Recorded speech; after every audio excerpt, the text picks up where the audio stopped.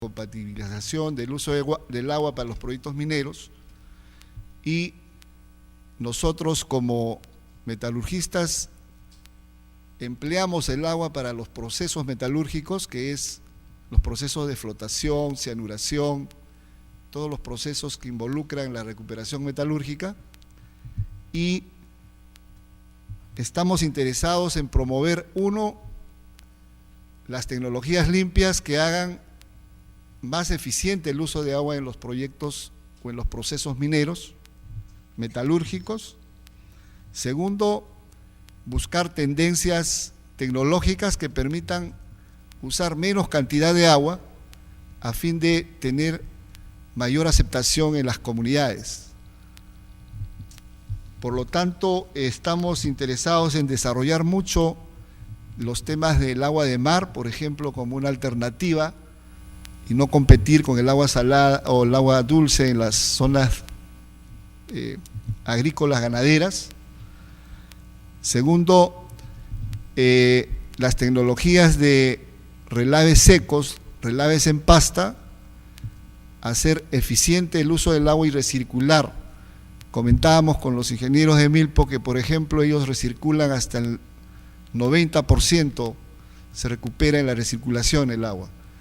Esas tendencias actuales son muy buenas para los proyectos mineros, y en el futuro creemos que los ejemplos que vamos a ver en las conferencias nos van a dar una mejor,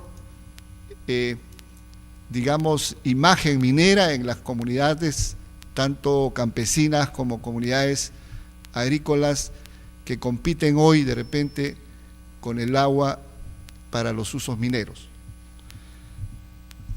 Quiero agradecer la presencia de todos ustedes. Vamos a tener unas conferencias muy interesantes y espero que aprendamos mucho de estas experiencias que se están tendiendo en el Perú y que sirvan para mejorar nuestra imagen en las comunidades. Siendo así, doy por inaugurado el curso y vamos a escuchar la primera charla. Muchas gracias.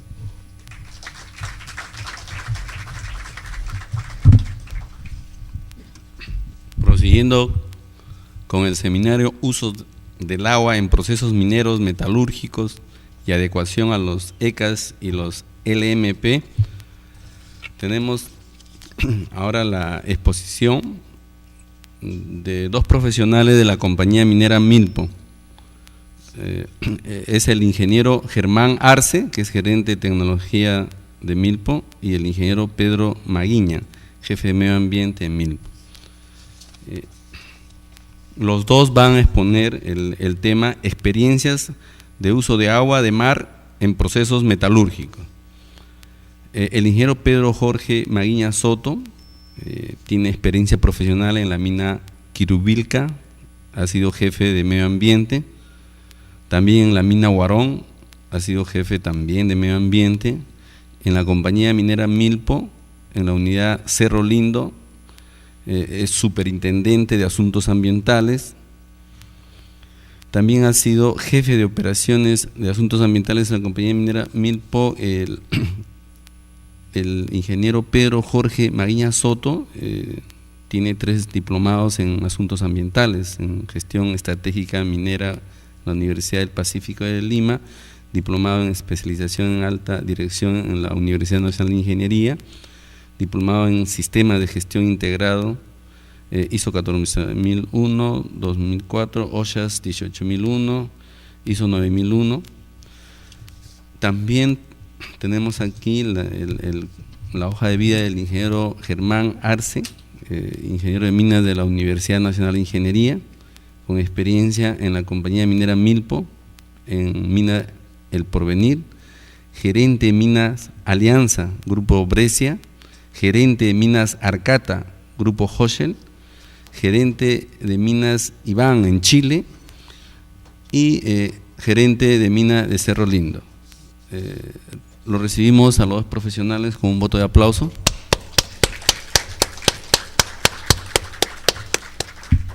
Primero va a exponer el ingeniero Germán Arce y luego el ingeniero Jorge Maguiña, combinado, ¿no?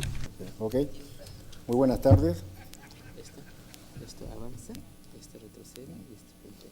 El puntero, ok. Derecha. Ingeniero Oscar Tinoco, presidente del capítulo.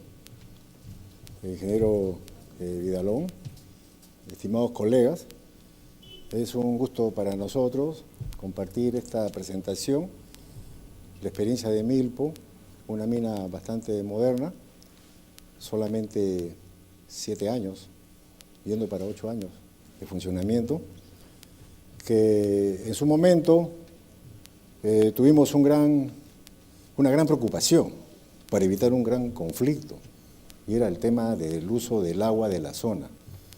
Cerro Lindo está ubicado en la zona este de Chincha, sureste, digamos, noreste de Chincha, perdón.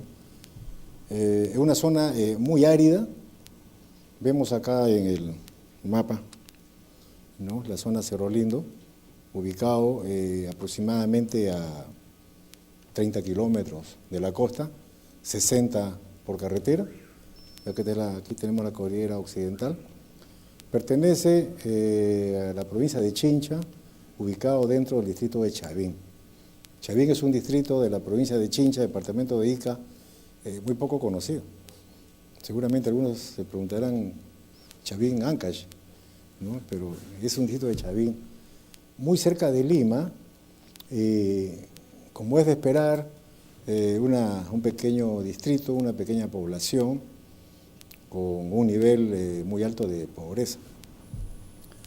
Está emplazado en una zona muy árida, como lo mencioné, y se ubica especialmente, exactamente a la margen derecha del río Topará.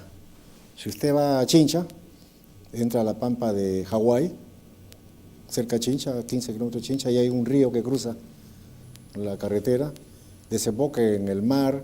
Cada 4 o 5 años caen lluvias muy fuertes. Las lluvias normales en la serranía, esta serranía baja, no llega al mar. Es muy árido, se usa en pequeños agricultores y el agua ya no llega al mar. Llega al mar cuando hay un niño o un casi niño, solamente. Antes de pasar los antecedentes, que me va a acompañar mi colega, el ingeniero Pedro Maguiña, con la parte legal, ambiental, quisiera mencionarles, como se ve aquí en la fotografía, es una fotografía un poco reciente, donde se ve un poquito verde, un verde generado obviamente por regadíos de la operación. Es una foto de hace como 3 años aproximadamente, cuando operamos a 5.000 toneladas por día.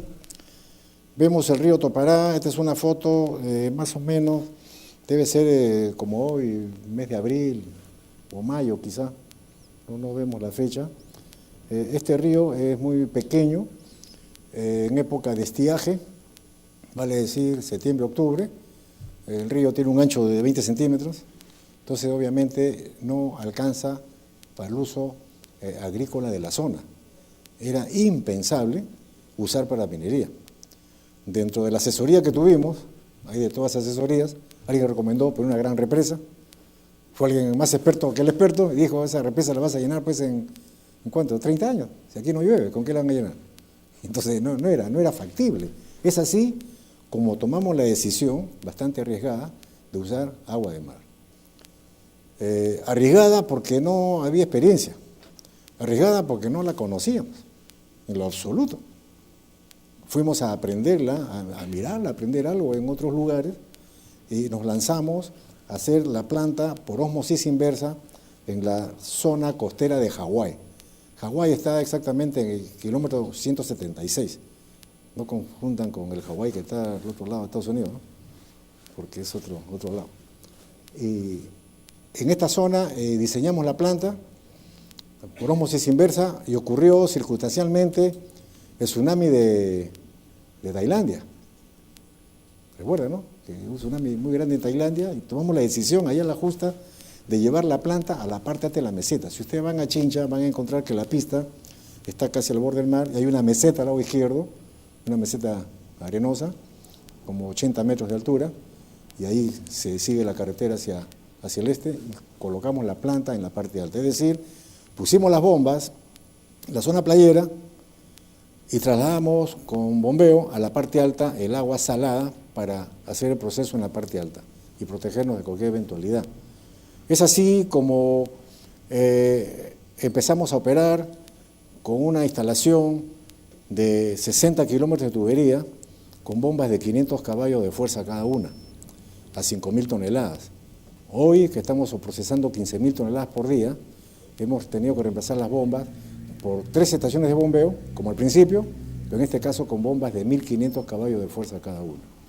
Conversamos con nuestro colega, Oscar, ingeniero Vidalón. La ósmosis inversa es, como vamos a ver ahora, es un proceso que se está generalizando en el mundo.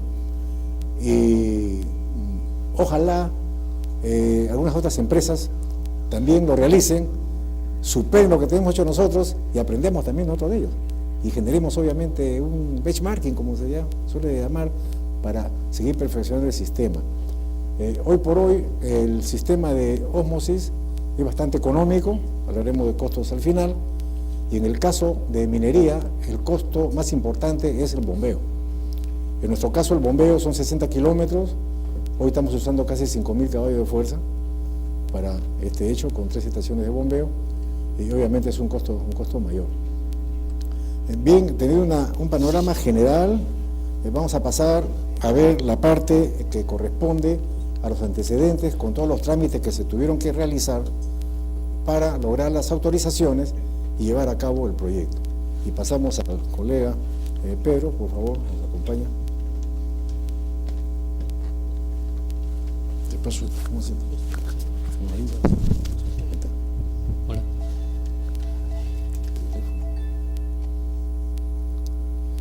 Bien, buenas tardes con todos.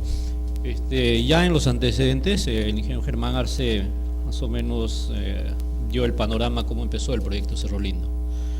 Ustedes saben, la minería prácticamente es uno de los sectores que tiene que cumplir gran cantidad de normatividad ambiental de diferentes sectores, tanto el Ministerio de Energía y Minas, DIGESA, el ANA, y en nuestro caso en particular teníamos que cumplir una normatividad adicional, que es el tema de DICAPI, por tener que captar agua de mar y tener la autorización correspondiente de uso de área acuática. Entonces, para este proyecto sacamos 3 temas.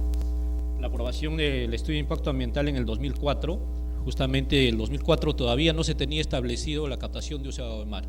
Les explicaba justamente que a partir de ese momento empezaron a ver o definir alternativas para captar agua, porque supuestamente si captábamos agua de mar en época, agua de la quebrada en época de estiaje, no íbamos a poder lograr abastecer agua para la operación.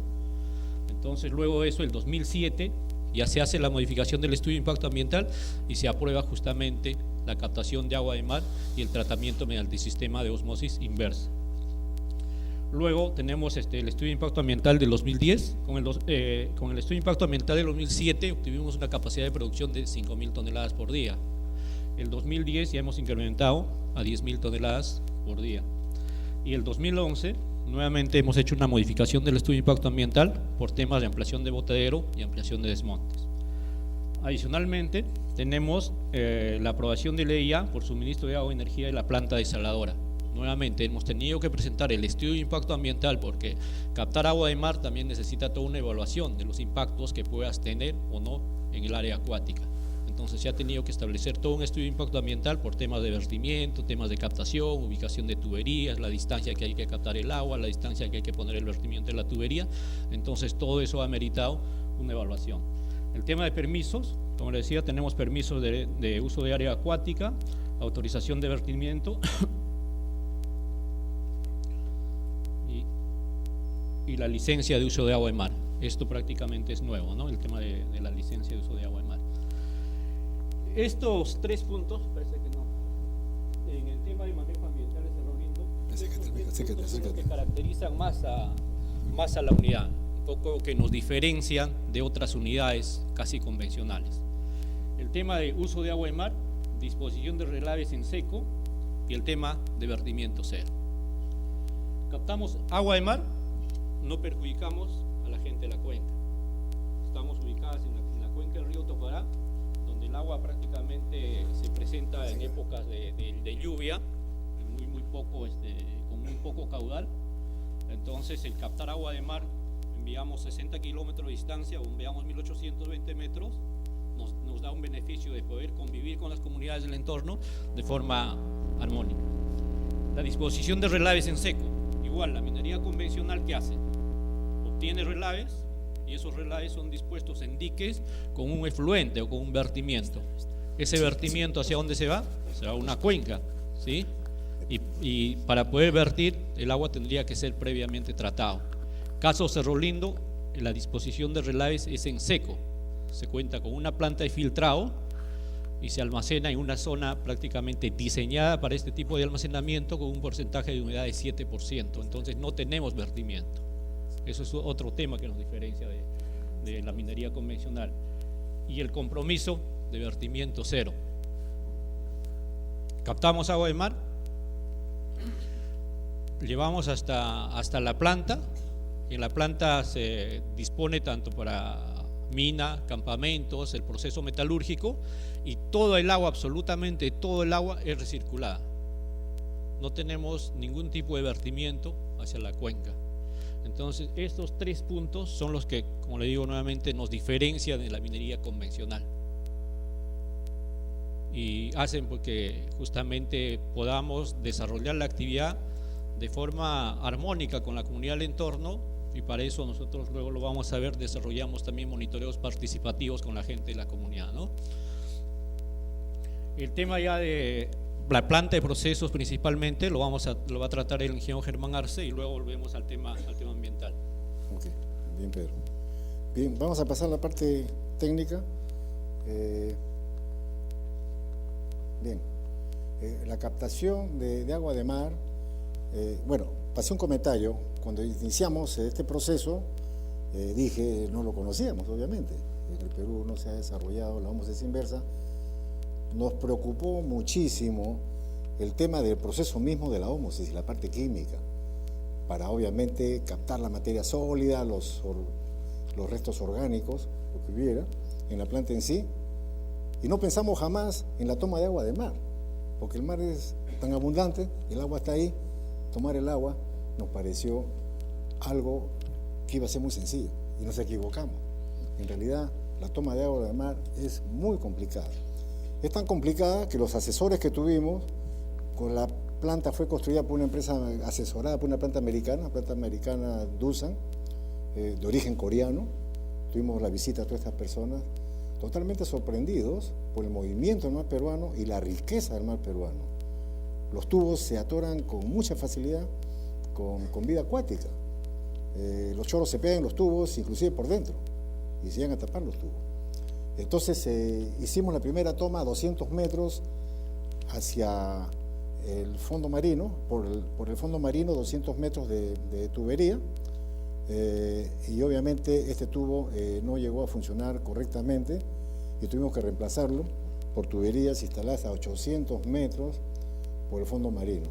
Es una labor bien complicada y muy difícil también mantener las líneas de tubería operativas. Se tapan las mallas con mucha frecuencia y limpiarlas necesita ingresar con buzos que están certificados, autorizados por el DICAPI, siempre y cuando no haya marea, movimiento en la marea, siempre y cuando sea factible que ingresen los buzos. Entonces es un problema en la idea latente, razón por la cual instalamos 3 líneas de 800 metros para tener una garantía en la toma del agua de mar. Y el proceso en sí, como se ve acá en este diagrama, tomamos el agua de mar con unas bombas tipo turbina que son instaladas en la costa misma, en la parte de la arena, que obviamente el agua tiene que llegar por vaso comunicante, como se ve aquí en el color verde, y lograr poner la tubería debajo del nivel del agua es todo otro problema. Hacer una zanja en la orilla del mar que sacas la arena y se llena de agua inmediatamente, entra más agua que arena que sacas, ¿no? Entonces es un problema muy serio para colocar la tubería hasta el ingreso del mar y lograr un vaso comunicante, es decir, que esté debajo del nivel del mar. El nivel del mar es este. Luego, con estas bombas empezamos a trabajar, pero teníamos mucha materia sólida por el movimiento del mar peruano y tuvimos que poner unos filtros de limpieza Esto es autolimpieza al final, obviamente adicionar cloro para eliminar material orgánico y entrar así a un tanque ya en la parte alta de la meseta. De este tanque alimentamos a filtros que se denomina multimedia, que no son otra cosa que filtros de arena y grava y carbón. Un filtro casi convencional para retener la materia sólida, prácticamente arriba de 10 micrones. Después de este filtro, que no tenemos ya materia sólida gruesa, pasa a otro tipo de filtro que se llama filtro de cartucho, donde se retiene ya 5 micras. Son filtros tipo papel, como el filtro del carro, digamos, filtro de aire, pero mucho más grande y mucho más fuerte, para no dejar pasar absolutamente ningún material sólido. De esta manera tenemos un agua que contiene solamente sal y pasa a los filtros de ósmosis inversa. En el filtro de ósmosis inversa, el proceso logra, por presión de bombeo, cruzar de estas membranas osmóticas, las cuales están construidas a nivel molecular, de forma que a través de la membrana pasa solamente la molécula de agua, que es más pequeña, y la molécula de sal no pasa a la membrana porque es más grande. Y así como tenemos agua clara, bastante sencillo, ¿verdad? Aquí vemos el esquema de lo que estoy comentando. Si tenemos una membrana semipermeable de calidad osmótica y tenemos una, naturalmente pasaría en este sentido. Pero como esto es una presión que con bombas hacemos que funcione a la inversa, puede ser a la inversa. El sentido inverso de la forma natural que fluiría el agua dulce hacia el agua salada. Aquí hacemos a la inversa y tenemos en este lado agua dulce, una menor concentración de sólidos en suspensión. Aquí comentamos cómo funciona la planta y cuál es su rendimiento. Si tomamos un volumen de agua de mar y vamos a obtener agua dulce, obviamente el rendimiento no es muy alto, el rendimiento está en el orden del 40%. Quiere decir que tenemos el 40% de agua dulce, más o menos 200 partes por millón. No tengan una idea, Sedapal entrega el agua en su casa con 600 partes por millón aproximadamente. Y obviamente el resto, el rechazo del sistema de ósmosis, como un 60% vuelve al mar. Vuelve al mar con más sal de lo que ingresó. Del mar ingresa más o menos con 34.000 partes por millón. Y cuando volvemos al mar, vuelve más o menos con 50.000 partes por millón. Un menor volumen de lo que hemos tomado, porque se repartió. 40% agua dulce, muy dulce, y 60% va al mar. Aquí tenemos los parámetros, aproximadamente lo que estamos hablando, ¿no?, de la salinidad y la conductividad, que son parámetros también importantes para estos controles. Este es un esquema de los difusores. Cuando devolvemos el agua al mar, para no tener una concentración en la orilla del mar, también instalamos una tubería de más o menos 200 metros, la cual tiene difusores a todo lo largo para repartir el agua salada a lo largo de la zona costera. Ahora, tengamos en cuenta de que la corriente Humboldt tiene un movimiento importante que va de sur a norte. Entonces el agua se diluye con mucha rapidez. No ha habido ningún impacto en los peces porque se monitorea constantemente, se monitorea con los pescadores inclusive, haciéndonos participar del monitoreo para constatar de que no hay ningún impacto negativo. Este es el retorno que estamos comentando, es una vista de fondo marino. Los tubos se anclan, como se ve en esta figura, ¿no?, con bloques de concreto para evitar que floten y se muevan, pero finalmente igual se mueven. La corriente los hace dentro del mar una culebra. Típicamente lo diseñamos para ponerlo perpendicular a la costa y con barcazas se lleva perpendicular a la costa, muchas barcazas, y luego se suelta lentamente hacia el fondo marino. Después de un tiempo que hacerle mantenimiento se encuentra que hay en verdad bastante movimiento. Entonces estos bloques de concreto no siempre son tan efectivos. Aquí vemos el abastecimiento, el agua de mar, llega a un tanque de cemento bastante voluminoso y luego con un sistema de bombas ingresa a la planta desaladora. Les comenté en el diagrama los filtros multimedia, son estos tanques que están un poco más de la mitad llenos con arena, grava y carbón, para el agua ingresa por la parte de abajo y retener las partículas más sólidas. Obviamente van conchuelas, resto de peces y algo de arena también, que es muy malo para las bombas. Pero acá se retiene y se filtran, se limpian todo el tiempo por retrolavado, a la inversa. Luego con un sistema de bombas, indudablemente pasan a los filtros de cartucho que les comenté. Estos son los filtros. Esto tiene más o menos de altura como 1,80 m aproximadamente. Y estos filtros también se cambian prácticamente diariamente. Y de aquí pasa el agua, que ya solamente es agua y sal, a las membranas de ósmosis. Aquí las vemos. Acá tenemos 3 trenes de 12 litros por segundo cada uno. Aquí tenemos una instalación de 36 litros por segundo, suficiente para toda la operación minera, la operación metalúrgica, agua de consumo humano y otras aguas de regadío de pisos, etcétera, y servicios generales. Y luego con el agua dulce ya pasamos a los tanques para iniciar el bombeo hacia la mina. El bombeo no es ningún problema, son bombas muy grandes, tubería de acero, y se envía el agua hacia la mina. Aquí vemos la línea de impulsión. ¿Qué pasó? ¿Cómo borré esto?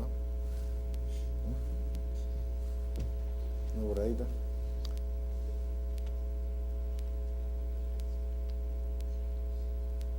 Vemos la línea de impulsión, va enterrada en algunos lugares va en roca, así que no es posible enterrarla, o en todo caso muy complicado, y no es necesario. Las estaciones de bombeo, 3 estaciones gemelas todas, para llegar hasta las operaciones de 60 kilómetros, venciendo una cota de 2.200 metros.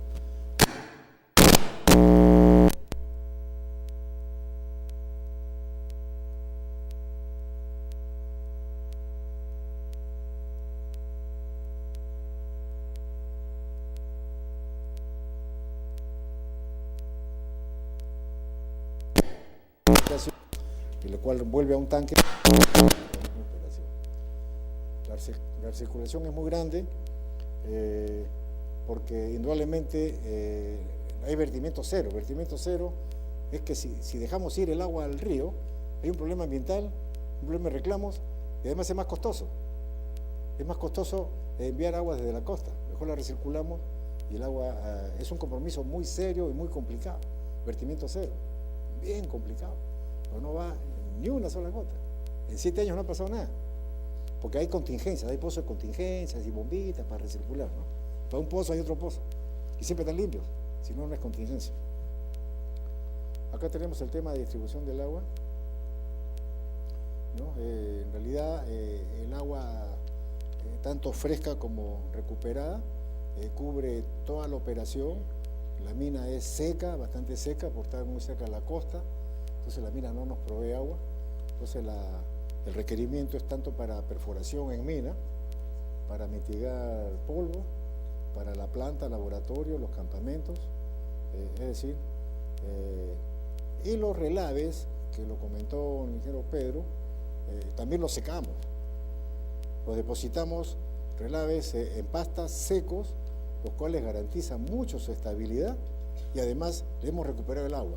Un relave típicamente va pues con un 70% de agua, aproximadamente, y va a una cuenca, generalmente a una poza, a una laguna. En este caso nosotros lo depositamos con 7%, 7-8%.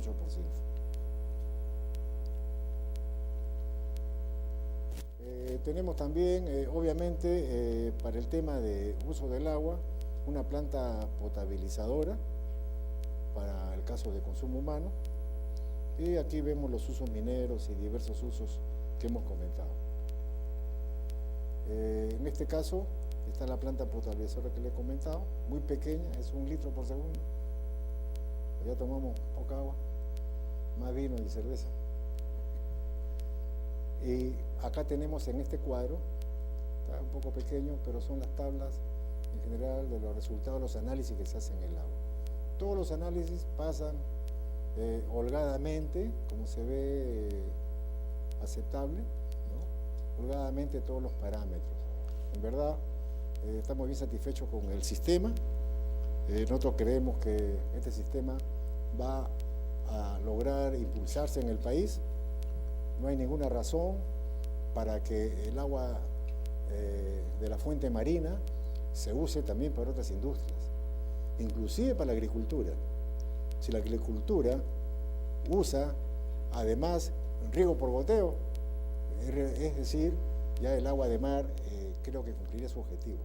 Hay gente que lo está analizando, porque la agricultura por regadío, por inundación, como hacen generalmente el agricultor de la costa, solamente es inviable. Pero con riego con goteo, que en Ica es casi un estándar, casi el 100% de la agricultura es por goteo en Ica, yo creo que el agua de mar puede ser una realidad. Aquí tenemos los tratamientos que tenemos en campamentos con el agua doméstica, que se trata y vuelve a proceso.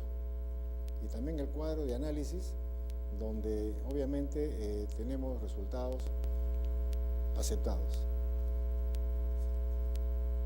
Las plantas de tratamiento y los espesadores de relaves para pasar luego a filtros de banda, donde los llevamos pues a humedades de casi el 10%. Este efecto de los relaves en pasta secos cumple dos propósitos. Uno es recuperar el agua, indudablemente. Otro propósito no menos importante es que depositados en forma de pasta y compactados son completamente estables. Pasamos el terremoto del 2007, los relaves recién estábamos iniciando su compactación y no tuvieron ningún impacto, ningún movimiento. Hemos pasado también algunas lluvias torrenciales. Esta es una zona de poca precipitación, pero en esa oportunidad en un solo día cae todo junto, ¿no?, en los 3 meses. Y este año también hubo una lluvia muy fuerte, los relaves han soportado y prácticamente no se ha habido ningún movimiento de los relaves, ninguna preocupación, a que tenga un deslizamiento, que puedan invadir el valle. Y obviamente los relaves compactados, secados, tienen represas correspondientes y pozas de contingencia, que a Dios gracias no se han sido requeridas. Aquí pasamos a la parte de monitoreo para la calidad del agua, antes de la mina, después de la mina, monitoreo también que se hace en el mar, como lo hemos comentado, y vamos a dejarlo al ingeniero Pedro Maguiña, que es el especialista, para que nos comente con esta parte de la presentación. Bien, el tema del monitoreo participativo para nosotros es de vital importancia, porque justamente esto hace que todo el proceso que hemos definido, los 3 procesos básicos que hemos dicho que nos diferencia del resto,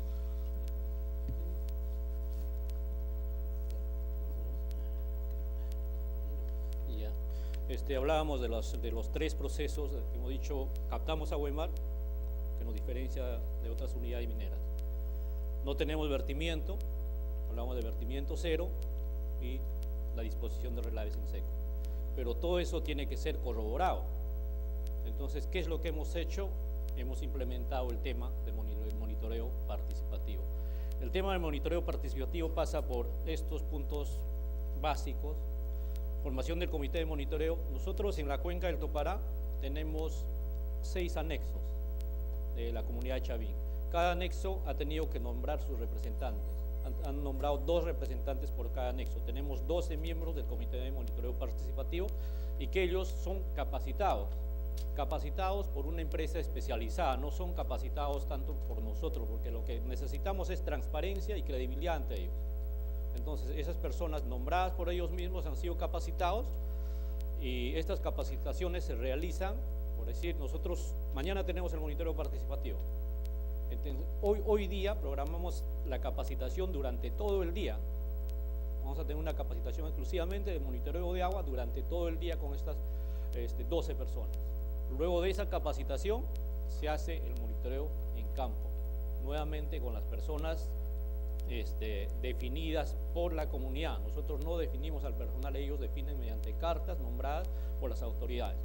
Y lo más importante, una vez realizamos el monitoreo participativo, el monitoreo en campo, el traslado de las muestras se hace con la presencia de ellos. ellos mismos vienen hasta el laboratorio de Lima, vienen en forma conjunta con los técnicos de la empresa que ha hecho el monitoreo, vienen hasta el laboratorio de Lima y entregan las muestras y hacen firmar la cadena de custodia y todo el tema. Luego de pasado el tiempo, una semana o 15 días, cuando el laboratorio tiene los resultados, se contacta directamente con ellos y les entrega el informe de monitoreo. Anteriormente, ¿qué se hacía? El laboratorio te enviaba una hojita Excel con resultados, que no sabías de qué se trataba realmente. Entonces, lo que hemos tratado de cambiar es eso. El laboratorio te envía ya un informe de interpretación de resultados. Eso es lo más importante, que ya viene con gráficos, con interpretación, cumples o no cumples los parámetros. Y luego de eso, también nuevamente, la empresa va y expone, no nosotros como empresa, sino el laboratorio va y expone los resultados a los miembros del Comité de Monitoreo Participativo. A esto vamos. Esto simplemente queda como información, pero esto es lo que obtenemos hasta la fecha, los resultados de monitoreo que realizamos. Igual ya hemos empezado a realizar el primer trimestre del 2012. ¿Ya? Y en resumen, lo que hemos tratado de decir de toda la exposición es esto, ¿no? Captamos agua de mar, llevamos a la planta de tratamiento de osmosis inversa, tenemos agua de rechazo que vuelve al mar mediante difusores para evitar justamente el impacto, y en el agua, también en la playa Hawái, igual hemos tenido que implementar un programa de monitoreo participativo. Dentro de la playa misma, dentro del mar, tenemos 8 puntos de monitoreo definidas en el estudio de impacto ambiental. Esos 8 puntos de monitoreo se hacen monitoreos a diferentes profundidades prácticamente, y esto es reportado ante el ANA y ante DICAPI. Son 2 entidades que nos supervisen este tema. Entonces, el agua es enviada al proceso, ya a la unidad minera. En la unidad minera se recircula todo el agua y no tenemos vertimiento hacia la cuenca. Son procesos, como le digo, que nos diferencian de las unidades mineras convencionales, ¿no? Entonces, como conclusiones, dice, el uso de agua desalinizada es una alternativa para las operaciones minero-metalúrgicas, evitando el uso de agua superficial, pero siempre dependiendo de la ubicación. No todas las empresas mineras van a poder hacer lo mismo. Nosotros tenemos tal vez una distancia todavía prudente de 60 kilómetros de distancia, pero hay unidades mineras que están un poco alejadas y tendrían que evaluar esta situación. Y lo más importante, la unidad minera Cerro Lindo cumple con el compromiso asumido en el EIA, no capta agua de la quebrada y tampoco genera vertimientos. Tenemos el compromiso de vertimiento cero y esto nos da la tranquilidad nuevamente, como le digo, de poder operar en forma tranquila con la comunidad de la quebrada de Topará, ¿no? Sí, eso sería, si hay consultas. Osmosis inversa y construcción de estas plantas en muchas partes del mundo. En España están liderando, los árabes indudablemente, porque son países desérticos, y así todas las islas del Caribe usan osmosis inversa, toman el agua del mar para sus programas turísticos. Entonces, hoy en día podemos hablar de $0.50 por cubo. Nuestro costo está en 60 centavos. Nuestro costo más importante es el bombeo, como les comenté. Estamos con un consumo de energía muy alto, multipliquemos por un promedio de $50 el megavatio y tenemos un costo bien alto en corriente. Eso creo que satisface la primera pregunta. Y la segunda pregunta, indudablemente el agua recirculada tiene un tratamiento. Tiene un tratamiento para regular básicamente el pH y en la parte metalúrgica no ha habido un impacto. No hay un impacto, porque el agua cuando recircula ya varias veces y si tiene una concentración de iones, tiene un tratamiento con peróxido. Y es un poquito caro, pero no se trata todo el agua, solamente el agua que ya se ha saturado. Por otro lado, también mencionarles que de otra manera no había Cerro Lindo, no fue una alternativa, fue la única opción. En la parte alta de la zona de Chavín no hay agua, es una zona muy árida. Entonces, la única manera que Cerro Lindo fue posible, fue usando agua de mar y obviamente muy eficientemente. Y usted era recircular el agua en un porcentaje muy alto, que indudablemente se puede superar. Y ojalá nos imiten otros colegas mineros, superen todos los parámetros que tengamos nosotros y así nosotros podamos también ir mejorando en el proceso.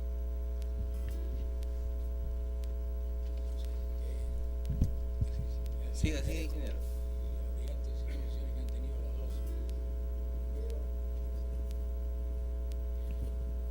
Les agradezco la brillante exposición que han realizado, pero a la vez quiero hacerles estas inquietudes de pregunta. La capacidad en HP de cada bomba, son 3 bombas, una pregunta. Y después también, comparando en Chile, han realizado ya Minera Esperanza, pueden verlo por internet, el tratamiento de 100% de agua de mar. Sí. Entonces, están teniendo resultados bastante favorables, ¿no? Por otro lado, en Antofagasta, la Universidad de Antofagasta está investigando también pruebas parciales, son un 50% de agua de mar y el otro 50% de agua dulce.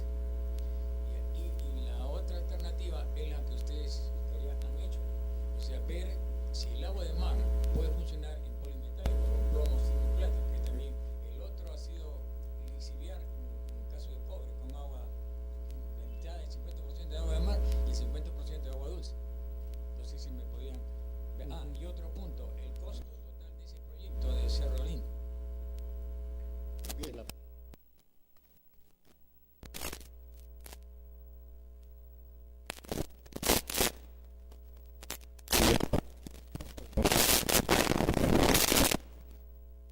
A distancia, y para desalinizar arriba en la mina y volver al mar el rechazo. O sea, no tenía lógica.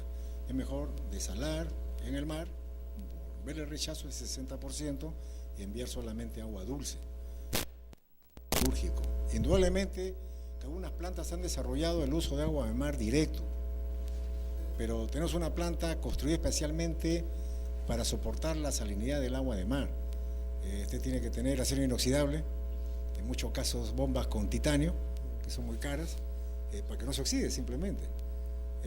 Fue una opción, lo que usted decía, lo hemos estudiado indudablemente, y elegimos la opción de salinizar en la costa y enviar agua dulce para todos los propósitos, el propósito de consumo humano, como hemos visto, y también el consumo industrial. El costo de bombeo es bastante más alto. Le contesté como 60 centavos actual. El costo de bombeo está poquito encima de los $2. Entonces nos llega el agua con 2.50, 2.60 a la mina, razón por la cual hay que cuidarla mucho. Entonces no perdemos, si perdemos gota a la cuenca, hay reclamo en la población. Si se va agua limpia, siempre van a reclamar. Y si perdemos agua a la cuenca, estamos perdiendo dinero. Entonces no permitimos que ningún efluente hacia el río Topará, todo lo recirculamos. Y el costo, me preguntó usted, de la instalación, eso va a depender mucho indudablemente del tipo de instalación, el tamaño, la ubicación. Pero como equipo, cuando licitamos los equipos, la variación estaba entre 2 millones a 5 millones de dólares aproximadamente el costo de la planta en sí. Los costos más altos están pues en el montaje, y lo más alto de todo es la tubería. Obviamente, acero inoxidable, sin costura, acero al carbono, 8 pulgadas. Para resistir esta presión, las bombas inician el bombeo con una presión de cerca de los 1000 psi. Entonces es un tubo muy fuerte, ¿no? Schedule 80. ¿Alguna otra pregunta? Sí, buen día.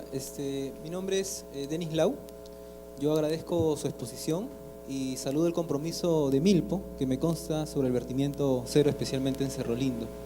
Yo quería hacer una pregunta técnica, básicamente. Ustedes decidieron usar PVC, entiendo, para la parte inicial de la succión de la agua de mar. ¿Decidieron eso porque pasó algo con el HDP o con anteriores materiales? ¿Y cómo les va con el PVC actualmente? En realidad no hemos usado PVC, estamos usando HDP. Es un poquito más flexible, bueno, un poquito no, bastante más flexible. Como comenté al principio, el mar peruano es muy activo en vida acuática y muy activo en movimiento por la misma corriente de Humboldt.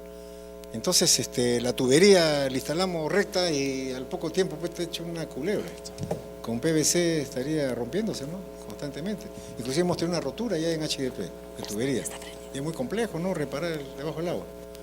Y sobre todo por las roturas ya se filtra materia sólida, ¿no? Para las bombas. La arena pues es un enemigo, ¿no? Y sobre todo arena es sílice. Las bombas se nos van en pocos días. Entonces estamos usando HDP, no hemos usado PVC. Nunca tuvo en proyecto PVC. Yo vengo a presentarles un proyecto que en realidad, para los que no saben, en el Perú hay 2 plantas de desalinización de agua de mar. Una es Cerro Lindo y una es la nuestra, que está en Bayóvar. Lamento informarle a los amigos de Milpo que la nuestra es la más grande, en realidad, pero igual estamos empujando el mismo coche, me parece muy bien. Para comenzar quería presentarles un poquito a la empresa. Sé que algunos puede que no nos conozcan todavía. Andrade Gutiérrez es una constructora brasilera. En realidad hoy es un grupo de empresas bien grande. Casi todos los días aprendo algo nuevo sobre la empresa. Pero tenemos 64 años de historia. En realidad en el Perú ya más de 20.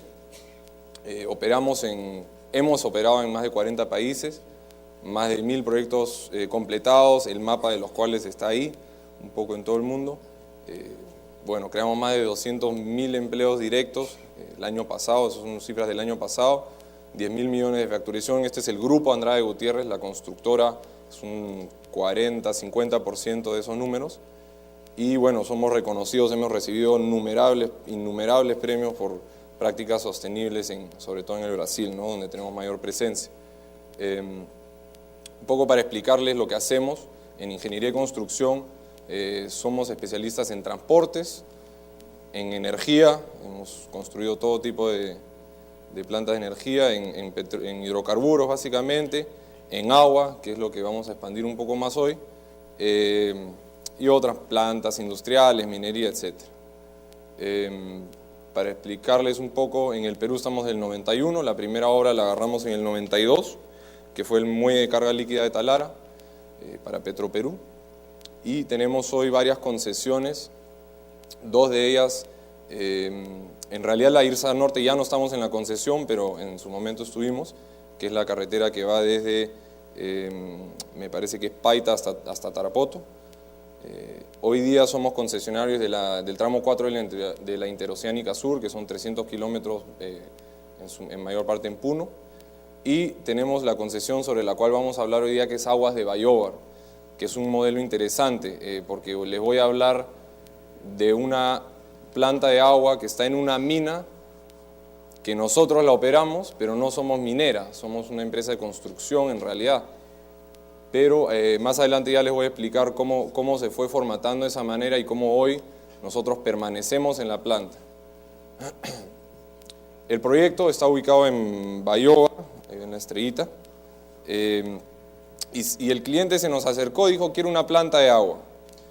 Y fue evolucionando la idea y le dijimos: nosotros se la podemos operar. El cliente no quería saber nada, es una minera, no sabía cómo se operaba una planta de agua. Dijimos: nosotros conocemos la tecnología, lo podemos hacer. Entonces firmamos un contrato de FBOT, que quiere decir el diseño de la planta, y también la elección de la tecnología, el financiamiento, es decir, la inversión de la planta, la construcción de la misma, la operación, que hoy este año estamos ya en el 3er o 4er año de operación, me parece, y después de los 27 años le transferimos la planta al cliente. Estas son las capacidades que tiene, son 1.260 metros cúbicos por hora de agua de mar, y ahí voy a entrar un poco más en detalle, que es una de las... me gustaría que aprovechen para comparar un poco las 2 plantas, porque son bastante distintas en muchos sentidos. Nosotros proveemos de agua de mar a la planta. Para el proceso de lavado del mineral ellos usan agua de mar, que tiene una cierta filtración, pero al final del día es agua de mar, tiene la sal normal del agua de mar. Proveemos 10.400 metros cúbicos por día de agua desalinizada, que ya es para un segundo paso del proceso, y 60 metros cúbicos al día de agua potable que es para uso en los campamentos, uso humano básicamente. Un dato anecdótico es que esta agua es más limpia, tiene mejores índices que el agua San Luis que ustedes compran en una tienda. Así que ahí en la mina toman mejor agua que nosotros acá en Lima o en cualquier ciudad del Perú. Entrando ya a las partes un poco más técnicas del proyecto, el proyecto está compuesto de tres partes básicas, que creo que voy a ser un poquito repetitivo acá, porque hay muchas similitudes, pero hay diferencias también, que ahí es donde me voy a detener un poco más. Está la zona de captación y bombeo, donde tenemos 4 bombas, la subestación eléctrica, pasamos después a tener una línea de impulsión que lleva, en nuestro caso, no es solo agua ya tratada, sino es agua de mar que la lleva, que mide 40 kilómetros, y la planta desalinizadora que está en la mina. Es una gran diferencia que hay con Cerro Lindo. Y finalmente la planta de desalinización por ósmosis inversa.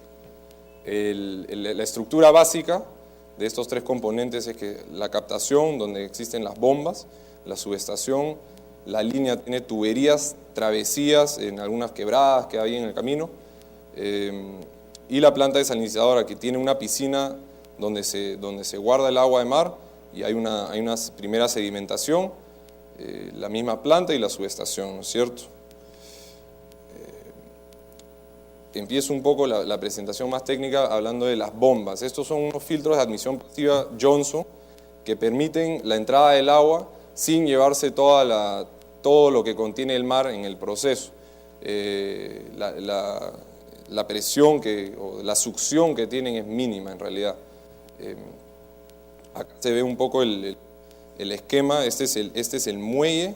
Nosotros no tenemos otra gran diferencia aquí, es que no tenemos una tubería que entra al mar, sino tenemos la mina tiene un puerto, y desde ese mismo puerto bajamos las bombas, que me parece que están en una profundidad de unos 11 metros, y de ahí mismo captamos el agua, la llevamos aquí a través de la tubería y ya a la línea de impulsión, que son unos 40 kilómetros. Acá las 4 bombas con el manifold de mantenimiento. 3 de ellas están en constante operación y se tiene una cuarta para hacerle el mantenimiento periódico a las bombas, ¿no es cierto?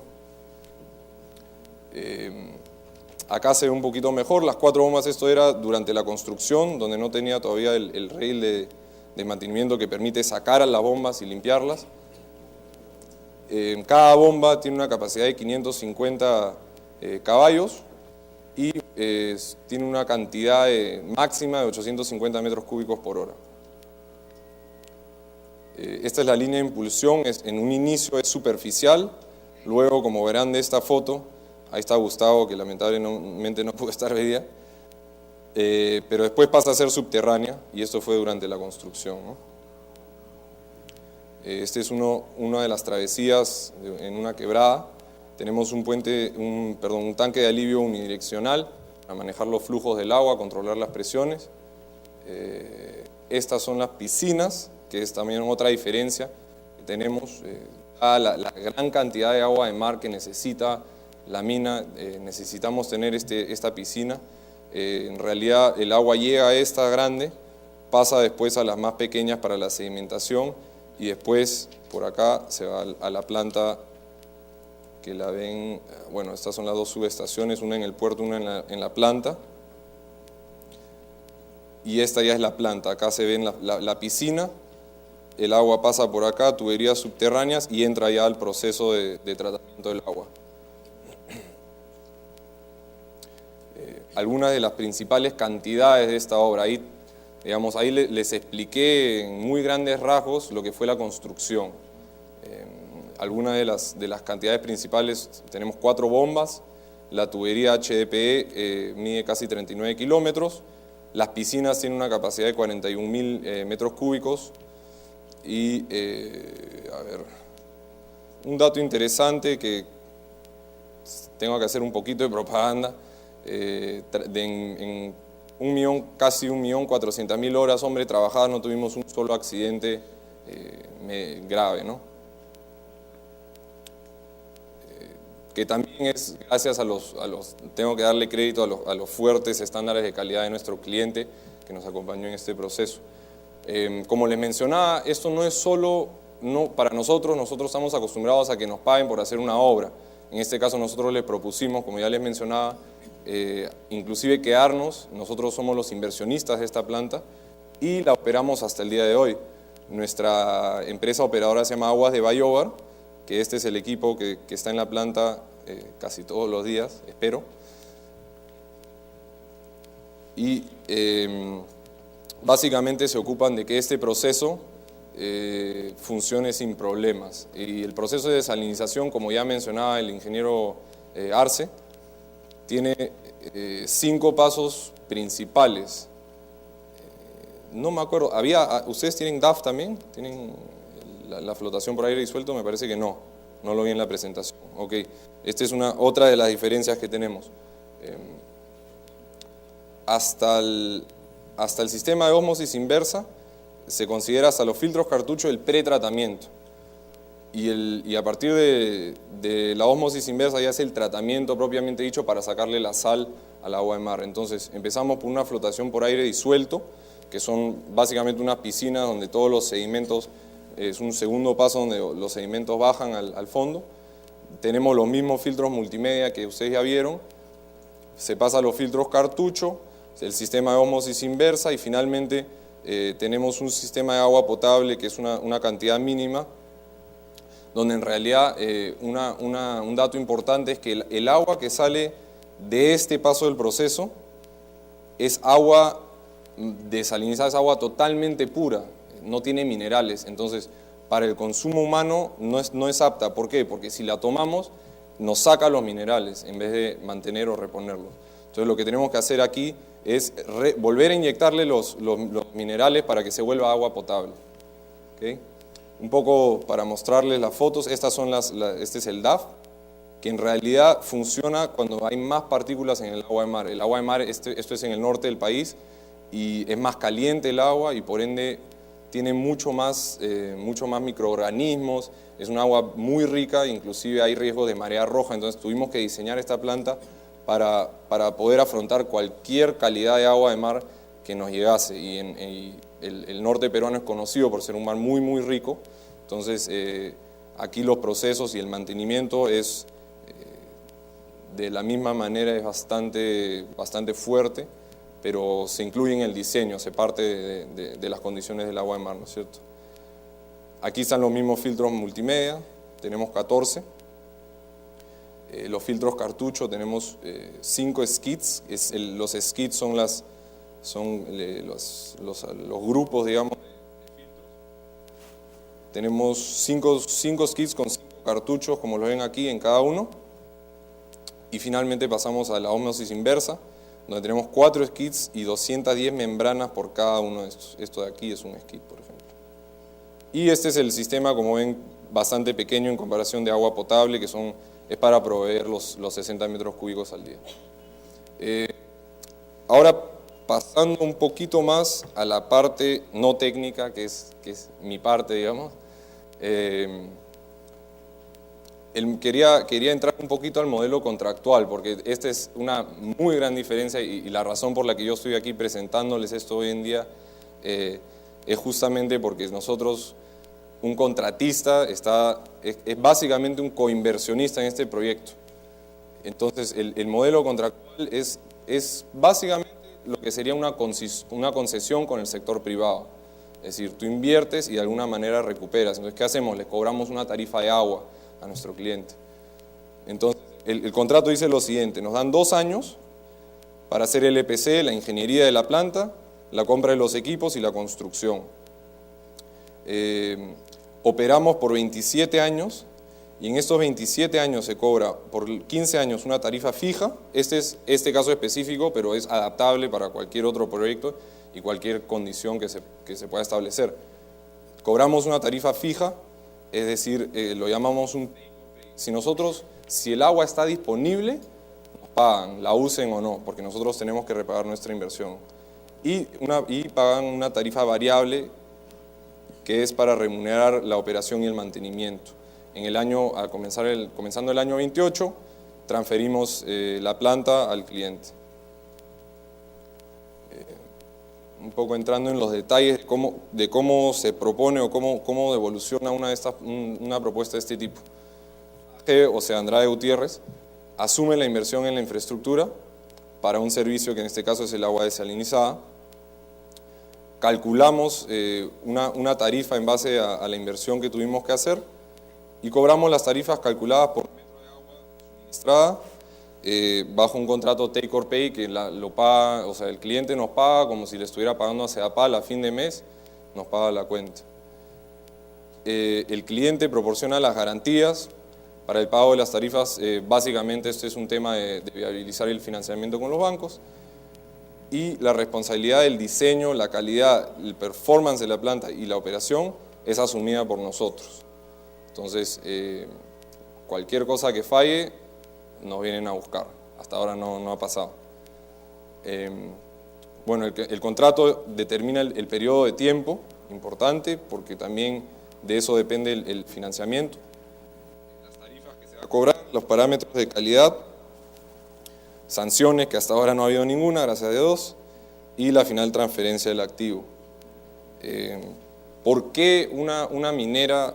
No sé si alguno de ustedes trabaja en una minera, pero me imagino que casi todos están en el rubro y se habrán dado cuenta de que los costos de los proyectos hoy en día se disparan de un año al otro.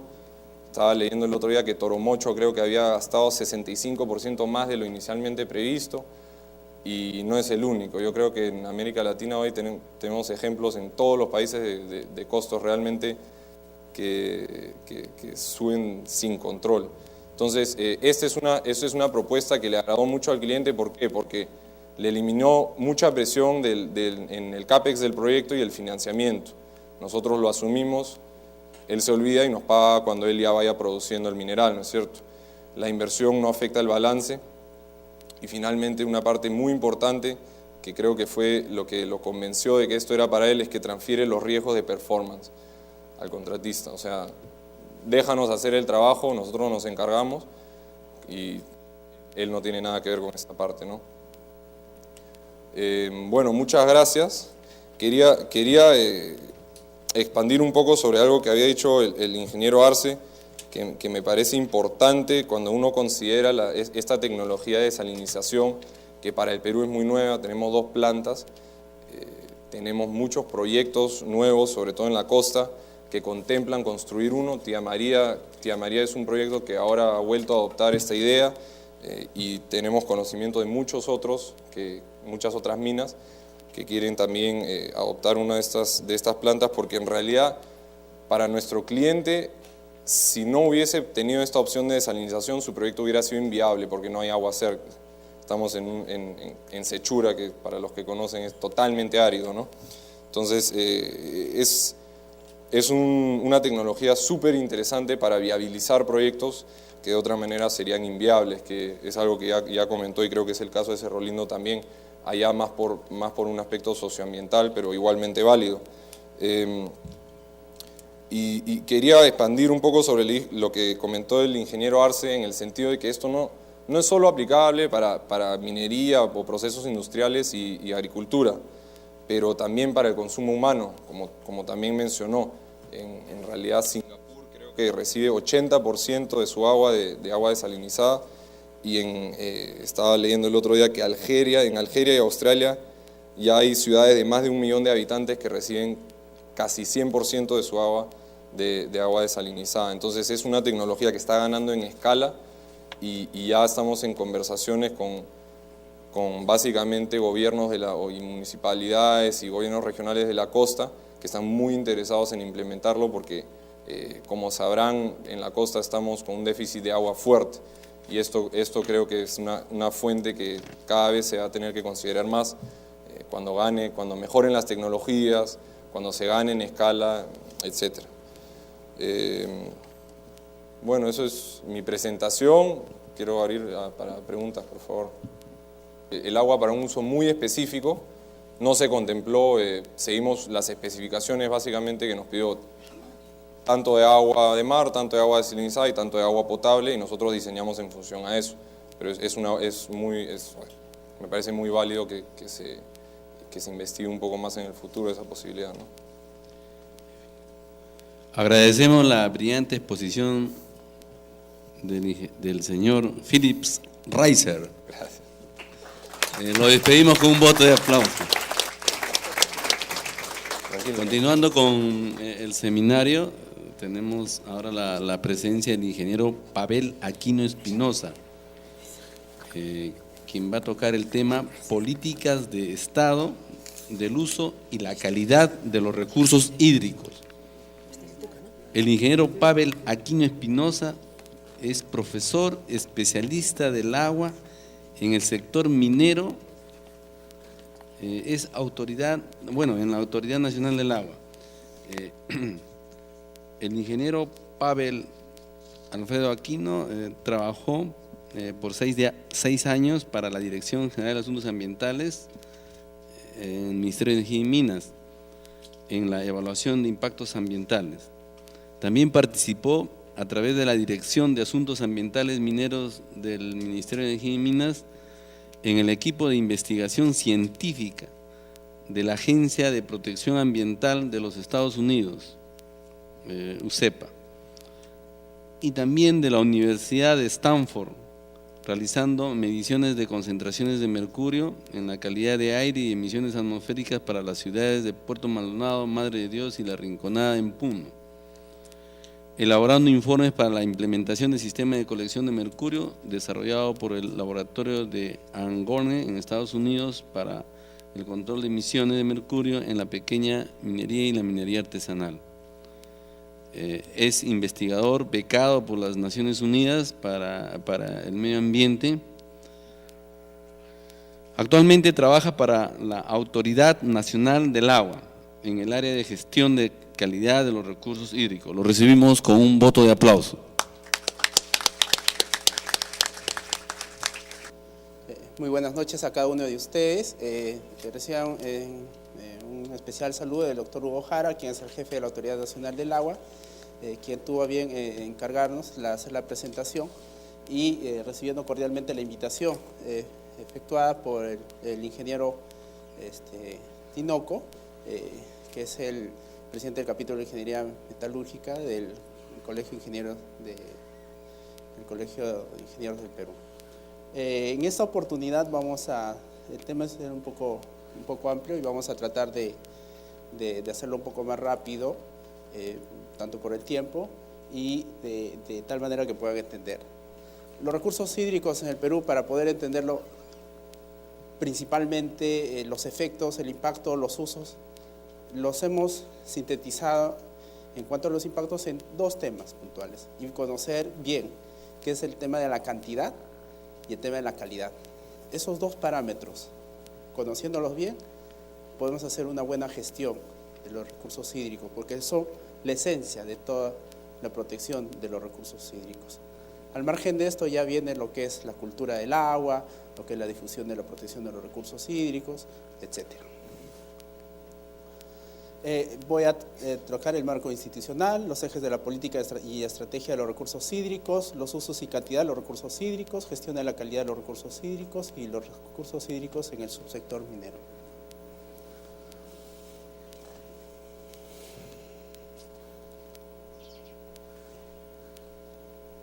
Bueno, en cuanto al marco institucional,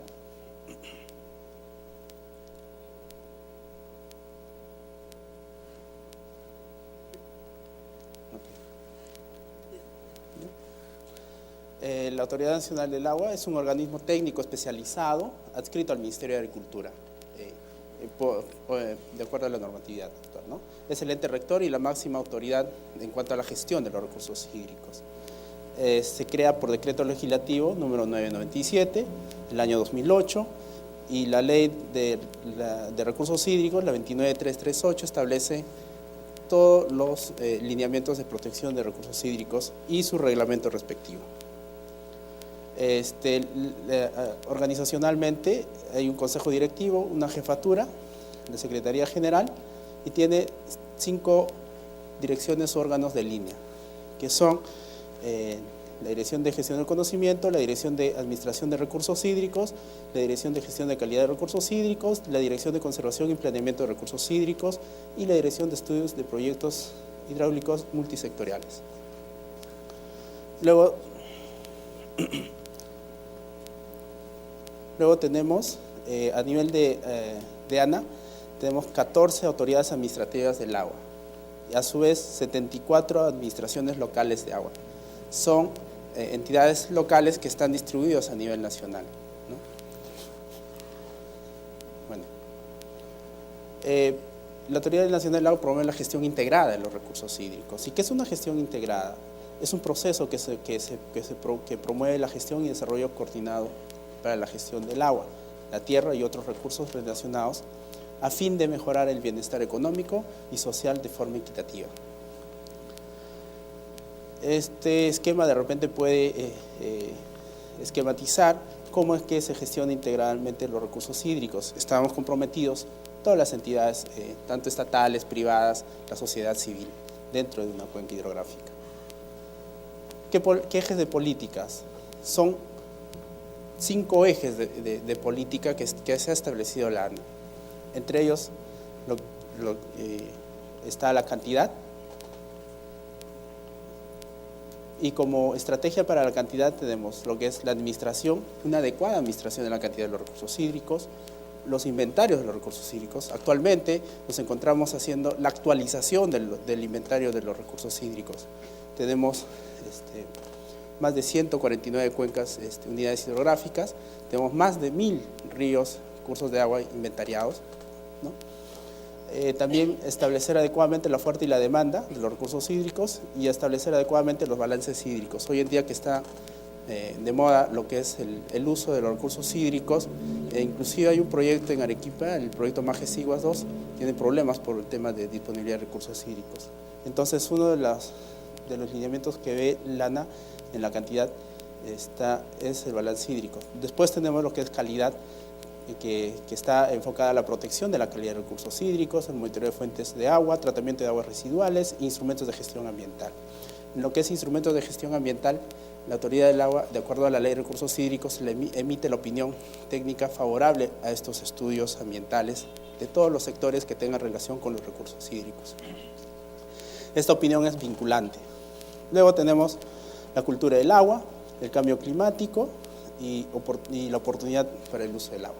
Entonces, de estos 5 elementos, los más principales sobre los cuales se basan es en lo que es cantidad y calidad.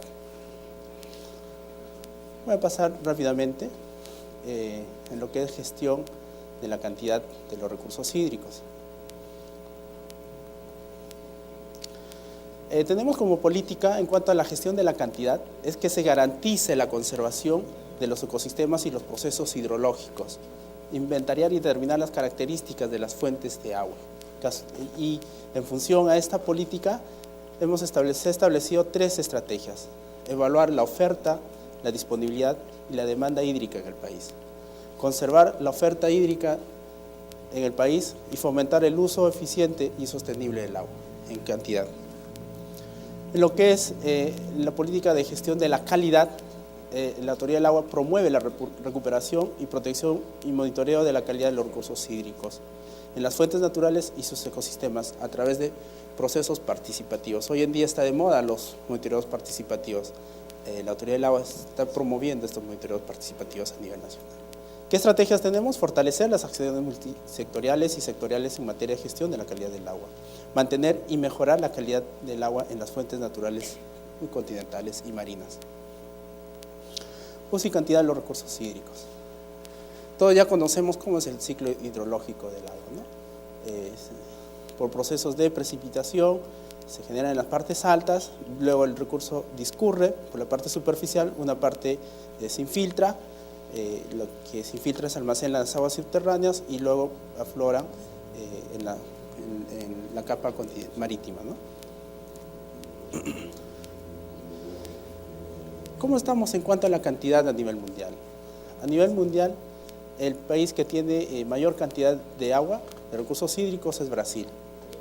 Luego le sigue Rusia, Canadá, y como país estamos en el 8º puesto a nivel mundial en cuanto a la disponibilidad de recurso hídrico. Aproximadamente 1.89% del agua superficial del mundo está en el Perú. ¿Cómo está distribuido el agua a nivel mundial? Este mapa puede graficar a nivel mundial cómo se distribuye el agua, y casualmente en el continente americano, suramericano, está la mayor cantidad de agua continental del mundo, con un 20.9%. En el Perú, ¿cuáles son las principales fuentes de recursos hídricos en el Perú? Los glaciares, lagos y lagunas, ríos y acuíferos. Entre los ríos tenemos inventariados más de 1000 cursos de agua. Entre glaciares tenemos más o menos más de 3000 glaciares que cubren 2041 kilómetros cuadrados. Hace poco hemos celebrado el Día Mundial del Agua y hemos organizado eventos institucionales, y entre ellos hemos desarrollado el tema del proceso de cambio climático y el retroceso de los glaciares. Es preocupante cómo los glaciares están retrocediendo en el país, ¿no? La disponibilidad hídrica del país. Nuestro país cuenta con 159 cuencas, a las cuales se los denomina unidades hidrográficas. El método de clasificación de las cuencas es por unidades hidrográficas, y el método que usa la ANA para clasificar es el método de Fastete. Anteriormente se usa cuencas, subcuencas, microcuencas, etc., ¿no? Pero el método que se usa son el método de las unidades hidrográficas del señor Fastete. Este gráfico puede esquematizar cómo es que la distribución de los recursos hídricos en el país.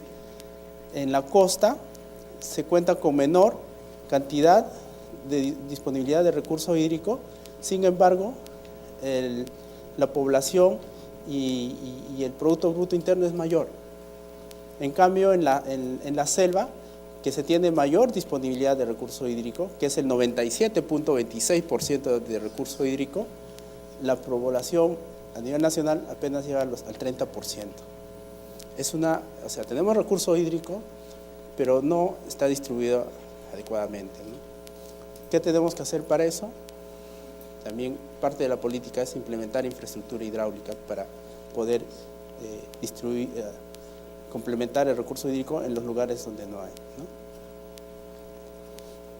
Acá es un esquema que ¿cuánto de recurso hídrico anual tenemos? Más o menos 1.768.172 milímetros por año promedio a nivel nacional. La máxima fuente es las partes altas de los cursos de agua continentales, ¿no? Y también no nos olvidemos de las aguas subterráneas, que nos dan algo de 2.849 millones de metros cúbicos de agua. La disponibilidad en función de cuencas tenemos total de valles 50, total de pozos para lo que es aguas subterráneas 50.112 pozos, entre pozos utilizados 32.407, y el volumen de aguas subterráneas que se explota es de 1.620 milímetros al año. En general, en la cuenca del Pacífico tenemos 35.632 millones de metros cúbicos, en el Amazonas 1.719.814 millones de metros cúbicos, y en el Titicaca, en la cuenca del Titicaca, 9.877 millones de metros cúbicos de agua. También tenemos recursos hídricos en las cuencas transfronterizas.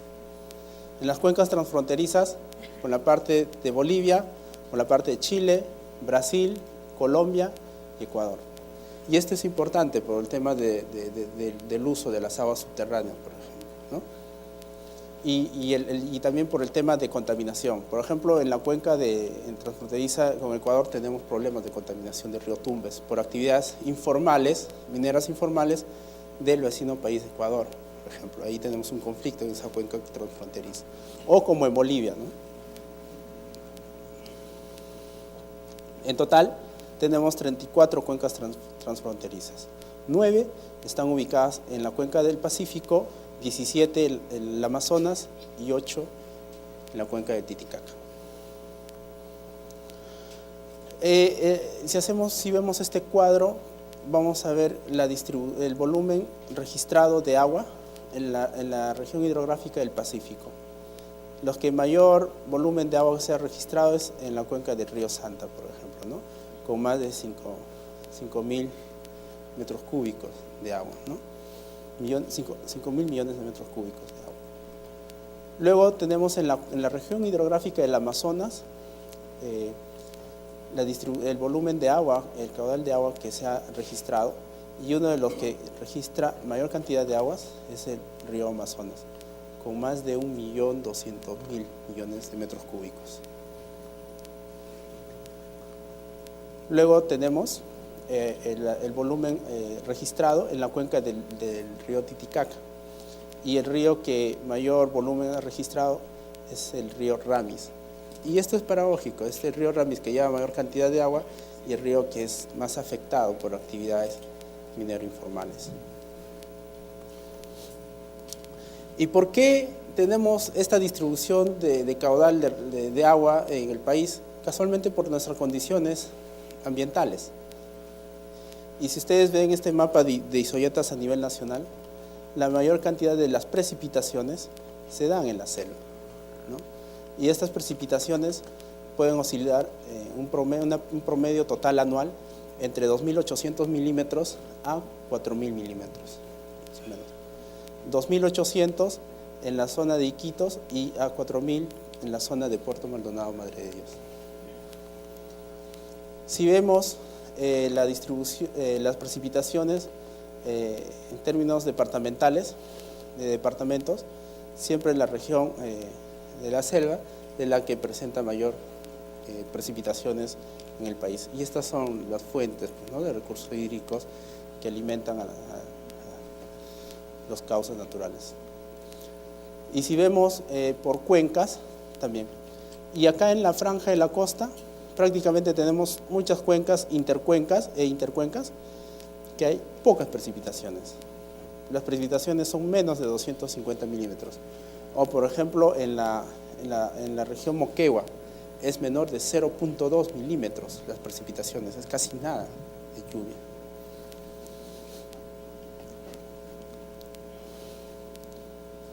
¿Cómo está distribuido los recursos? ¿Quiénes usan más? ¿Los mineros? ¿Los agrarios? ¿Quiénes usan más los recursos hídricos? Entre los usos consultivos y no consultivos.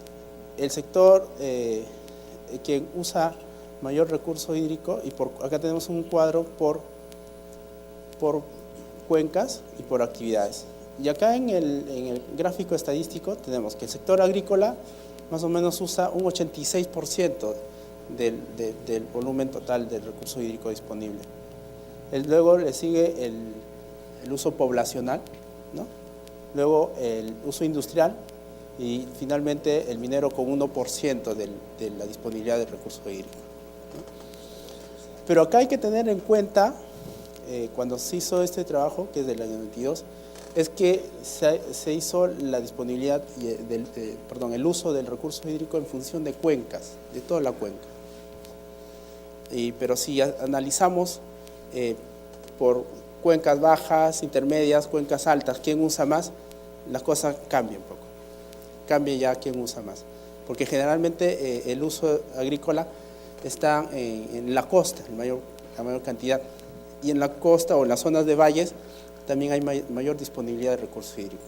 Que esa diferencia que es diferente sobre los 3.500 metros sobre el nivel del mar, donde no hay alta o intensa actividad agrícola, ¿no? O sobre los 4.000 metros, que no hay tampoco actividad agrícola. Entonces ahí hay otras actividades, como el minero, que tiene mayor uso que esas actividades. Entonces, si vemos de manera general, global, este es el panorama. Pero si ya vamos discretizando el análisis por cuenca baja, intermedia o cuenca alta, cambia la figura, ¿no?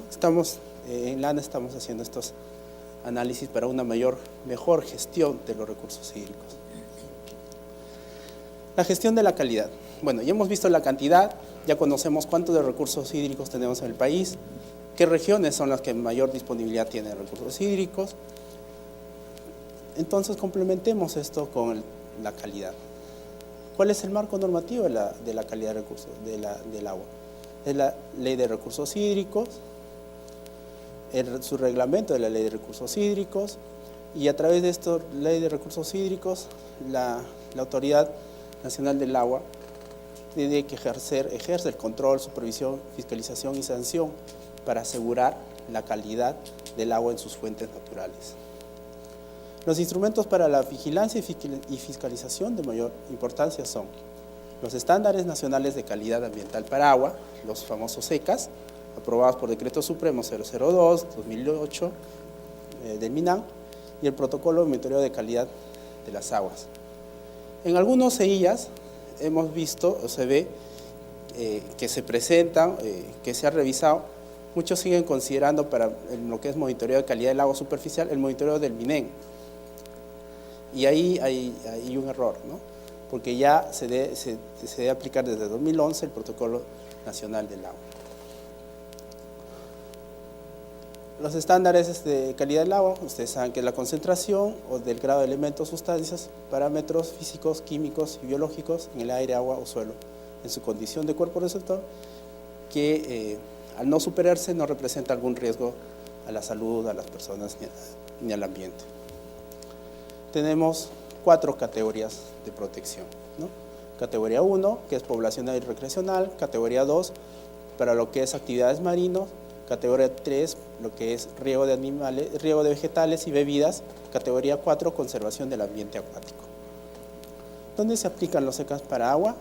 En los cursos de agua, en los ríos, en los lagos, en las lagunas y en el mar.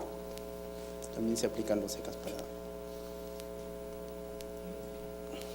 Por ejemplo, este es un caso este esquema, nos grafica que este es el vertimiento. Acá se aplican los límites máximos permisibles, y en el cuerpo receptor, que es el río, se aplican los estándares de calidad del agua. La ANA se encarga de vigilar que no se superen los estándares de calidad del agua, producto de las actividades que se puedan generar. Este es el protocolo que les dije, el cual está vigente, y es el instrumento que se debe emplear para lo que es el monitoreo de la calidad del agua. La problemática de la contaminación de los recursos hídricos. ¿Por qué hay tanta contaminación de los recursos hídricos? Que casualmente la calidad de los recursos hídricos se ve afectada por el incumplimiento de la normatividad. No solamente por las actividades industriales, sino por nosotros mismos o por las poblaciones. De acuerdo a la vigilancia y al muestreo y el monitoreo que se ha hecho en los años 2011, 2012, por ejemplo, se ha encontrado la mayor fuente de contaminación de recursos de agua a los centros urbanos, por ejemplo, las poblaciones. Y en las zonas altoandinas, en anexos, en caseríos o en centros urbanos, son los que mayor aportan en tema de carga contaminante. ¿Con qué? Con coliformes, incremento de DBO sobre los cursos de agua. ¿Cuáles son las fuentes? Agroquímicos, poblacionales, efluentes de granjas y canales, efluentes industriales, residuos sólidos. Los rellenos sanitarios o los famosos botaderos, que ya no se debe llamar, son la principal fuente de contaminación de los cursos de agua. El drenaje agrícola, defecación a campo abierto. Por ejemplo, en la selva, cuando vemos estudios ambientales petroleros, hay zonas donde no hay población, pero con los coliformes están en 8.000, 7.000 NMP por 100.000 litros. Y a veces el consultor no sabe sustentar a qué se debe eso. Y dice, no, pero no sustenta, ¿no? Lo que pasa es que los mismos animales endémicos de la zona también tienen algún aporte en lo que es la alteración de la calidad. O sea que cuando hay lluvias, discurre el agua por la parte superficial, luego va al cauce del río, y esto de alguna manera incrementa la presencia de algunos coliformes, ¿no? Actividades contaminantes. Las municipalidades, se han encontrado más de 800 municipalidades que vierten cerca de 1.2 millones de metros cúbicos de aguas residuales crudas, o sea, sin tratar al río. Las industrias, más de 100.000 unidades industriales, y acá es paradójico, ¿no? La actividad minera con 250 unidades mineras que operan en plantas, pero que generan vertimientos de aguas, relaves y desmontes. En lo que es hidrocarburos, tenemos que se generan descargas o vertimientos en actividades de extracción de petróleo y gas. También estas actividades generan aguas residuales y derrames de petróleo. Los pasivos ambientales, luego que están después de las actividades industriales, son más de 5.000 pasivos ambientales identificados oficialmente, aunque el último listado del Ministerio de Minas nos da más de 8.000 pasivos ambientales mineros que están en cuencas hidrográficas, que son las principales fuentes de contaminación en las cabeceras de cuenca de los cursos de agua. En el sector de agricultura, más de 1 millón de hectáreas que están bajo riego, que generan aguas de retorno con residuos de agroquímicos, nutrientes y alta salinidad. Y luego sigue el sector pesquero con más de 200 plantas industriales en la costa del Perú, que generan aguas residuales con alto contenido de materia orgánica y son vertidos al mar. Por ejemplo, estas son unas fotos de aguas residuales domésticas que se identificó en el río Huari, que están vertiéndose aguas residuales domésticas crudas, sin tratar, que se vierten directamente al río Huari. ¿Cuánto de caudal? Más o menos acá cerca de unos 300 litros por segundo que están descargándose al río Huari. Acá tenemos las aguas industriales, son aguas industriales que son vertidas a la cuenca del río Chancay Guarán. Este otro esquema vemos un curso de agua que es en Ica, pero los residuos sólidos son altos, ¿no? Pues es una fuente principal de contaminación del curso de agua. En Ica también, las aguas residuales de la población, y acá pueden ver que no hay curso de agua. Casualmente el agua se genera producto de las aguas residuales de la ciudad que se descargan. O sea, son aguas crudas que no son tratadas. Y acá están los famosos pasivos ambientales mineros, ¿no? Este es en la cuenca de Chancay Lambayeque, que está contaminada por drenaje de minas con pasivos ambientales de Sinchao, ¿no? Ustedes saben que Sinchao es una actividad muy antigua y que hasta ahora todavía no se le ha puesto una solución. Y todo esto hacen que los ecosistemas acuáticos colapsen, tengan problemas y al final vamos a tener un curso de agua que no va a poder ser usado. De nada va a servir que tengamos tanta cantidad de recursos hídricos si todo está contaminado. Porque ya lo dijeron acá los expositores anteriores, hay un costo por tratamiento de agua. El costo probablemente pueda ser asumido y pagado normalmente por las actividades mineras, pero por las actividades agrícolas no creo que puedan financiar esos costos de tratamiento, o algunas comunidades tampoco puedan costar. Entonces, lo que LANA hace es, en muchas de las comunidades a través de los monitoreos participativos es concientizar a la población a no contaminar sus causas de agua, ¿no? Cursos de agua. Entonces la calidad se ve afectada por el incumplimiento de la ley, por los usos, por una mala calidad de los efluentes que son descargados, y estos generan costos a la sociedad, pérdidas económicas porque no se puede usar oportunamente el recurso hídrico, o también nos generan conflictos. Hoy en día están muy de moda los conflictos socioambientales y de acuerdo a la Defensoría del Pueblo, más del 60% de estos conflictos son por los recursos hídricos. Entonces, todos estos costos pueden generar enfermedades, muertes, pobreza o conflictos socioambientales, ¿no? ¿Y quiénes asumen todos estos costos? Al final, el que va a asumir todos estos costos es el Estado, hermano. ¿Qué actividades de gestión de la calidad del agua se realizan en agua, en LANA? En LANA se da autorización de vertimiento de aguas residuales. Se hace la vigilancia de la calidad de los recursos hídricos. Se emite opinión sobre estudios de impacto ambiental y se desarrolla e implementa instrumentos de gestión económicos. Para lo que es vertimiento de aguas residuales tenemos un marco regulatorio que es la Resolución Jefatural 218, que establece los procedimientos para hacer el vertimiento adecuado de aguas residuales tratadas en cursos de agua. ¿no? en cursos naturales. La vigilancia, lo que hacemos en lo que es la vigilancia de recursos hídricos es identificar las fuentes de contaminación, hacer el reconocimiento de la cuenca, identificamos los vertimientos autorizados y no autorizados, identificación del uso de agua con o sin derechos otorgados, la propuesta de red de monitoreo para la vigilancia y evaluación. Luego se hace el monitoreo de los recursos hídricos y para este monitoreo se establece una serie de redes de monitoreo a nivel nacional. ¿Qué tenemos a la fecha? Tenemos una suerte de línea base de la calidad de los recursos hídricos, que estamos procesando todos esos datos que se han medido el año pasado a través de una publicación que la ANA va a realizar y va a estar a disponibilidad del público. ¿Qué unidades hidrográficas se han trabajado? Sobre la AAA del Jequetepeque, Sarumía, Guarmey, Chicama, Cañete Fortaleza, Mantaro, Chaparra Chincha, Caplino Coña, Titicaca, Pampas Apurímac, Urubamba, Vilcanota. En total, el año 2010 se han hecho una identificación de fuentes contaminantes en 14 unidades hidrográficas, el año 2011 16 unidades hidrográficas. Luego de identificar las fuentes de contaminación, hacemos lo que es el monitoreo participativo de la calidad del agua.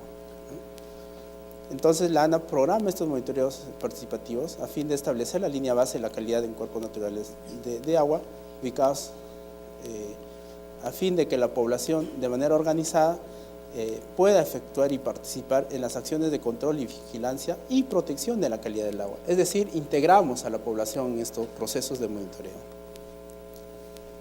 ¿Cómo se lleva el proceso de monitoreo participativo? En 5 etapas. Se realizan talleres, se conforman los comités de monitoreo, se propone y consenso el plan de trabajo para el monitoreo, se ejecuta el plan de monitoreo y luego se hace la difusión de resultados. Son 5 etapas que se tienen en cuenta para estos monitoreos participativos.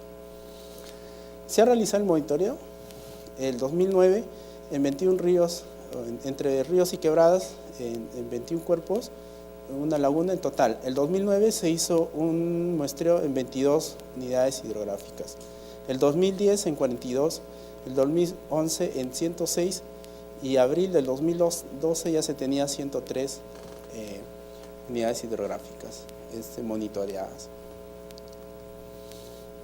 Luego tenemos lo que es la opinión de estudios de impacto ambiental, y esta opinión es vinculante para la aprobación de los EIAs de parte del sector, en este caso del sector minero.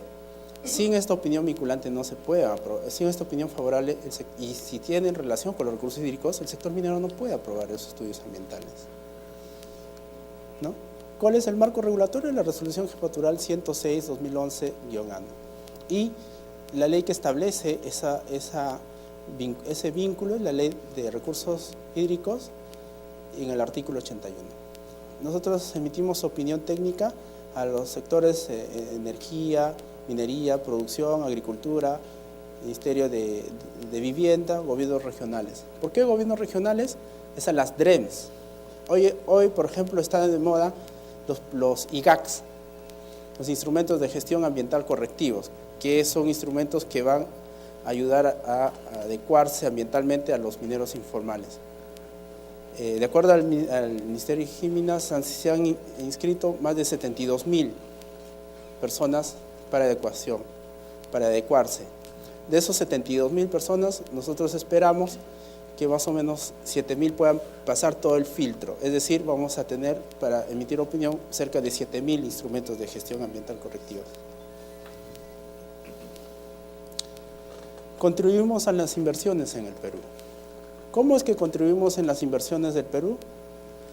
Emitiendo la opinión técnica favorable, y en este caso, el año pasado, en el año del 2012, se han atendido cerca de 479 expedientes de estudios ambientales.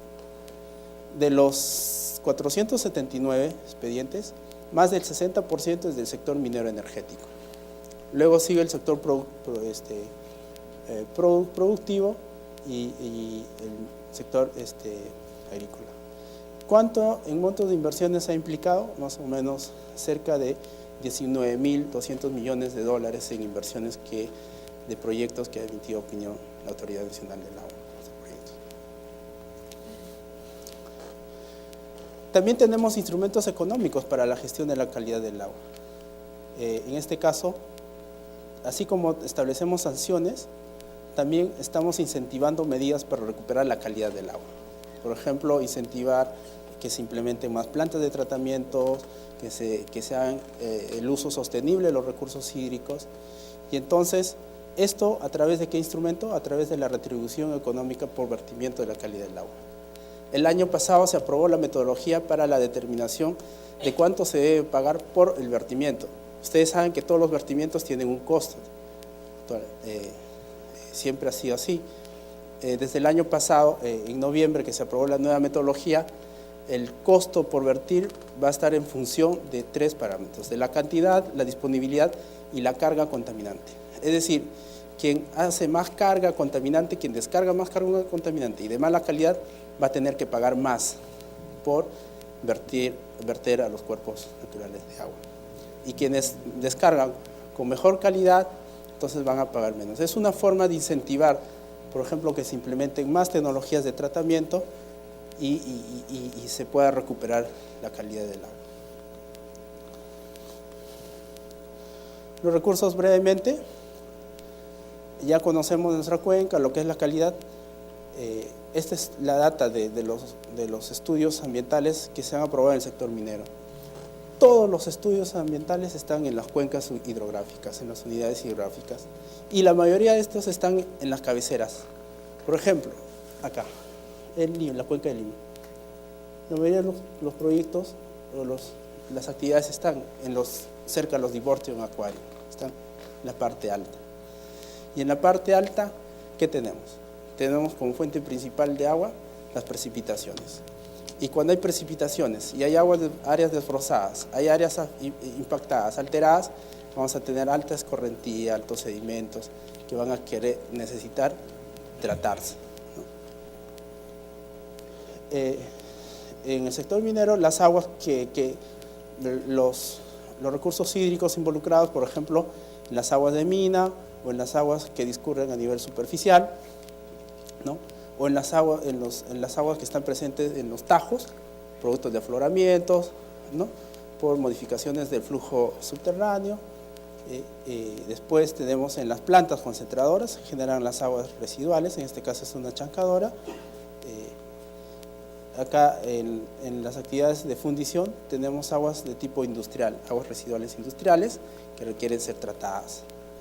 En los pads de lixiviación tenemos aguas, pero producto de probables infiltraciones que se puedan generar y que podrían contaminar a las aguas subterráneas. Después que vemos en las aguas de los canales, en este caso las cunetas, que llevan sedimentos. Entonces estos requieren ser tratados por pozos de sedimentación. En las escorrentías de los desmontes, en los botaderos de montes, al pie del talud, ¿no? También se generan aguas ácidas. Y aguas, como este caso, cuando hay alta precipitación, se generan aguas ácidas, ¿no? Y requieren ser tratadas. O en las cunetas de canales de coronación o de derivación. En este caso acá es un canal de derivación que tiene alta carga de sedimento. Con la normativa anterior, esto se descargaba libremente a los cursos de agua, pero de acuerdo a la nueva normativa, todo esto ya no se descarga libremente, sino tienen que ser tratadas. Y luego en los drenajes de mina tenemos las aguas generadas por el proceso de perforación o también el alumbramiento de aguas cuando se hacen avances de labores subterráneas, ¿no? Como es este caso.